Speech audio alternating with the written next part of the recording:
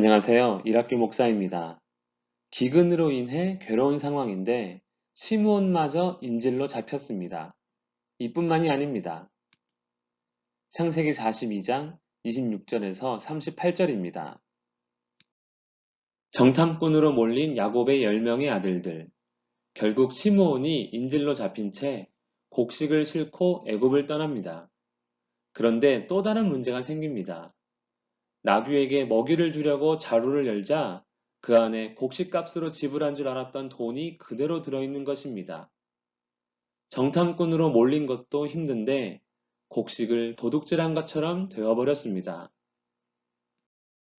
시므온을 구하기 위해서라도 흉년이기에 곡식을 더 얻기 위해서라도 다시 애굽으로 가야 하는데 정탐꾼에 도둑까지 되었으니 정말 두렵고 큰 일이 일어났습니다. 얼마나 괴로운지 하나님을 향해 한탄합니다.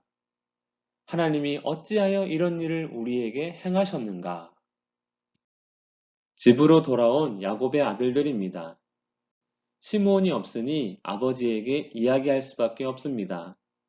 그래서 정탐꾼으로 오해받은 이야기, 그로 인해 말한 집안 이야기, 정탐꾼이라는 누명을 벗기 위해 막내 베냐민을 데려가야 한다는 이야기, 시므온이 인질이 된 이야기를 말합니다. 그리고 정탐꾼도 모자라 도둑이 되어버린 돈이 든 자루 이야기까지 말합니다. 아들들의 이야기를 들은 야곱은 몹시 괴롭습니다. 기근도 기근이지만 요셉, 그리고 시므온, 이제는 베냐민도 없어지게 생겼기 때문입니다.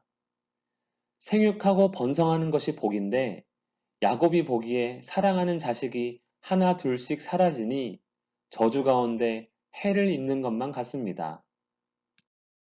이때 장남 르우벤이 아버지에게 자신의 두 아들의 생명을 담보로 말합니다.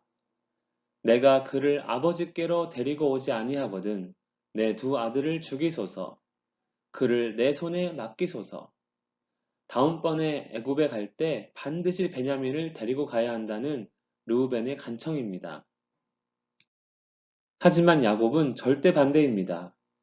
베냐민에게 만약이라도 일이 생긴다면 자신의 남은 삶은 살아있어도 살아있는 게 아니며 스올, 곧 지옥과 같이 될 것이기 때문입니다. 기근, 정탐꾼, 도둑, 잃어버린 아들, 참으로 괴롭습니다. 하나님이 어찌하여 이런 일을 우리에게 행하셨는가? 궁금하지 않을 수가 없습니다. 정말 우리를 향하신 하나님의 뜻은 무엇일까요? 괴로움 가운데 있다 하여도 주의 뜻을 알고 주의 뜻대로 순종하며 위로를 얻는 우리 모두가 되기를 축복합니다. 기도하겠습니다. 살아계신 하나님 아버지, 한 치 앞도 알 수 없는 인생임을 고백합니다.